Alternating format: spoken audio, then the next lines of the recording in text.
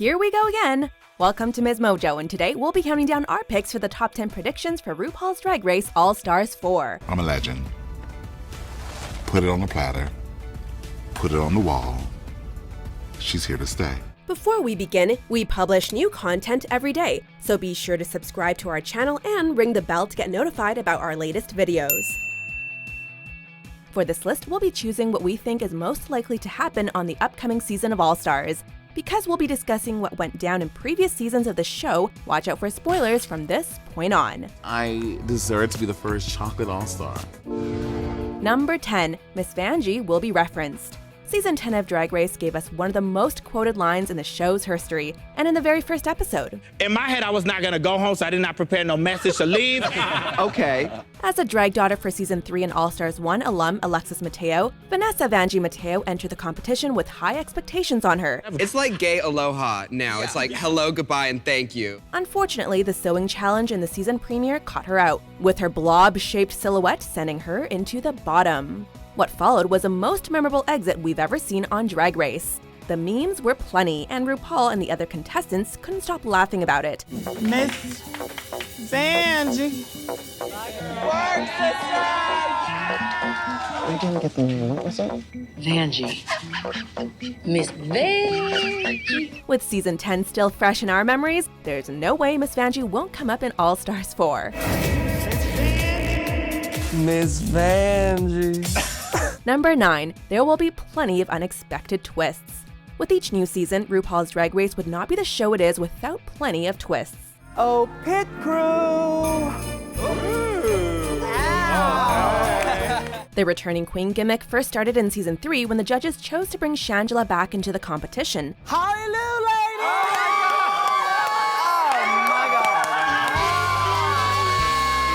Since then, it's become something of a staple on the show, particularly in All-Stars. The second All-Stars teased a revenge twist through the first half of the season that culminated in the iconic mirror reveal. Oh my God! Oh my God! What is going on here? Boom! Face crack of the millennium. In All-Stars 3, in a twist nobody saw coming, except those following RuPaul's Drag Race Reddit threads, we saw Dela eliminate herself. I'm going home. The eliminated queens returning as a jury, and though not a twist but more of a shocker, Shangela not being voted by her fellow queens for the top 2. We're definitely expecting Season 4 to leave us shocked. Perhaps a surprise returning queen? And Trixie Mattel.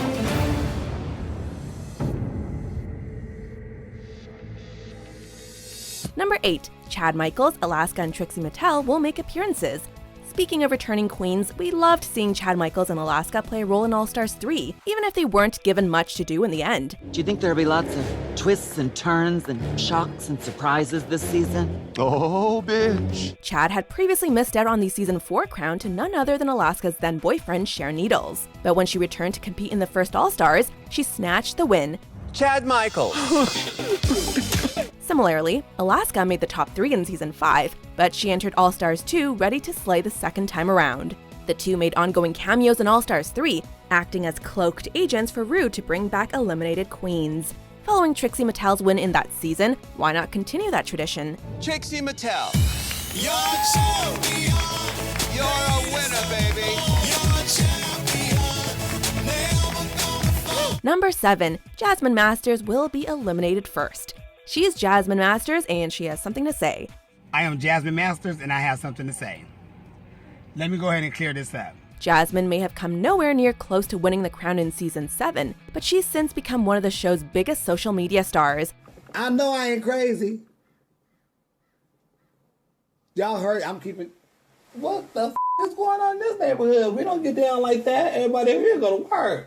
Her brutal honesty in her video posts have made her a catchphrase machine, amassing over 200,000 Instagram followers and famous fans that include Justin Bieber. You don't taste that little funny taste in there? You gotta taste it, because I smell a hot boiled ass porta potty coming at your mouth. But while it's obvious why she's tapped to return to Drag Race, the Juice Queen's poor record on the show doesn't put her in good standing against her other more seasoned contestants. Head cheerleader is gonna be me, Lakeisha Creon. That being said, All-Stars is an opportunity to showcase growth, and we're excited to see how Jasmine's drag has evolved. You are a prima donna and a true diva. I know that's right. And you best to believe it. Now, sashay away. Number 6, the lip sync assassins of the season.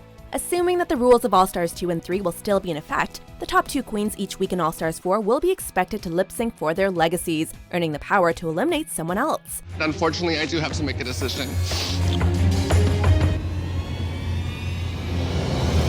It shows on the side. I'm sorry. I can't sit down. I'm so sorry. But I just couldn't send Roxy home tonight. So while they're not lip syncing for their lives, there will still be a lot riding on these performances. With that in mind, who are the biggest threats? Trinity the Tuck was incredibly strong in Season 9, while in the following season, Monet Exchange left us gagged at her false death drop. The deadliest of the bunch, however, are Manila Luzon and Latrice Royale, responsible for 2 of the greatest lip syncs ever. I'm looking at Manila and I'm going, wow, this is Broadway. Number 5, the best Snatch Game performances. With no returning Snatch Game winners featured in the cast of All-Stars 4, the competition is wide open this year. The level of unprofessionalism, far too much. Though it can be hard to tell who will bomb and who will soar, past performances are the best indicators. So glad to be here, Ru. What is that you're eating over there? Something that really satisfies me. Oh, okay. Did you bring enough for everyone to share, Riri? Oh no, baby, I don't share. Though she was hindered by a poor character choice last time, Monique Hart had us laughing all through Season 10, so we're hoping she'll redeem herself. The Cheeto has to go. Say it with me. The Cheeto has to go. Valentina and Trinity also delivered memorable impersonations in their seasons, while Jasmine Masters could be a hilarious hot mess. Jasmine Masters. Jasmine, what season were you on Drag Race? Does it matter? Did I win? Of the whole cast, we're tipping Monet and Manila as the ones to beat, particularly as Monet's Gangsta Maya Angelou impersonation earlier this year was so hysterical. If these hoes try to come for me, I surely will cut thee. I will not hesitate to put thou in a ditch, because Maya Angelou ain't no punk bitch. Number 4, drama between Pheromone and Valentina. Remember the Season 9 reunion episode? How could you forget? Wait, no. Congenial? I don't want to be the one, but I'm going to be the one. I just don't feel like you should be Miss Congeniality. Despite Valentina's time on the show being cut dramatically short, she became one of the breakout stars of the season. Congratulations, everyone. Let's make a round of applause for fan favorite. What fan favorite? Fan favorite. But just as her fans are very vocal about sharing the love for Valentina, her fellow contestants were equally keen to air their grievances with her when the cast reunited. This included her ex-BFF Pheromone, who accused Valentina of cutting their friendship off after she left the show. You literally have not spoken to me in almost 5 months, and I really miss my friend, and it really hurts my feelings that you have not spoken to me. I respect you and love you. You don't love me. Valentina tried to nip the argument in the bud, but only made things worse. How will this beef affect the workroom in All-Stars 4? Have they put it behind them, or will things get dramatic? You Pheromone, if you want a friendship, text me, call me, let's talk about it. I have texted you, you ignore my text. I've responded. You finally responded to me when you got eliminated, and I texted you and said, are you okay? And you said, yes. Okay. Number 3, Valentina's redemption. Burying the hatchet with Farrah is something Valentina is going to have to do if she wants her redemption story on All-Stars 4, and we're guessing she really does. Pheromone, just shut up already. But before her major lip-sync blunder in Season 9, Valentina was one of the frontrunners for the crown. You see what you did, girl? I ain't got nothing to say about that. Not only will she be hoping to prove herself capable of delivering a killer lip-sync performance, as will Monique for that matter, but she'll also be looking to clear her reputation. After all, she's the most controversial Miss Congeniality winner so far. Sorry, I mean fan favorite. Then again, she does seem to like the sound of the name Valentina. The villain is always complex. And I'm Valentina. But I can also be a sweetheart. But the villain is fun too. Girl, I'm a mess. Number 2, Team Latrilla reunited. Manila and Latrice Royale. Word. I had to vote for you twice, bitch. The first season of All-Stars forced the returning queens to partner up and compete, something that has since been viewed as a big handicap for some of them. That's why it's great to see one of those teams get given a second chance.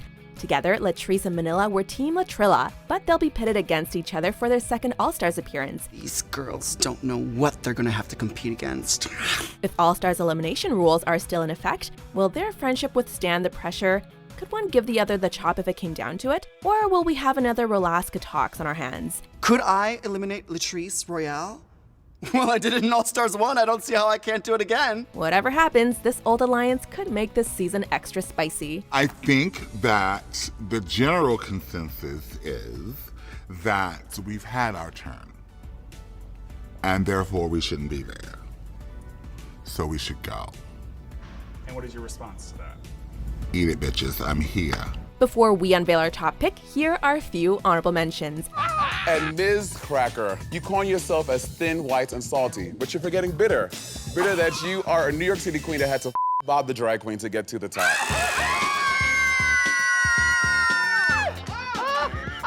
And that's shade. My name is Jennifer Lewis. I'm the black mother of Hollywood. One in, one eye, and a hell of a lot of talent.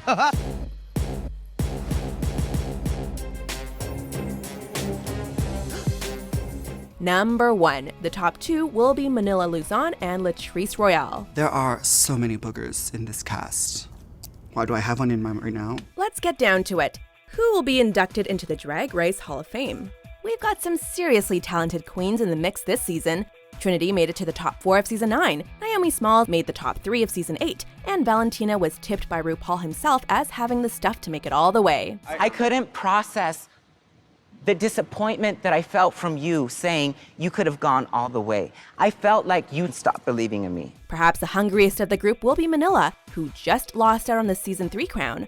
According to Reddit, she's also the #1 fan pick for the title. If I have the opportunity to go for it again, bitch, that crown is mine. I know it's the same size as my head and my wig. But her old teammate Latrice is also hotly tipped to snatch victory, and deservedly so. We're predicting a Team Latrilla top 2.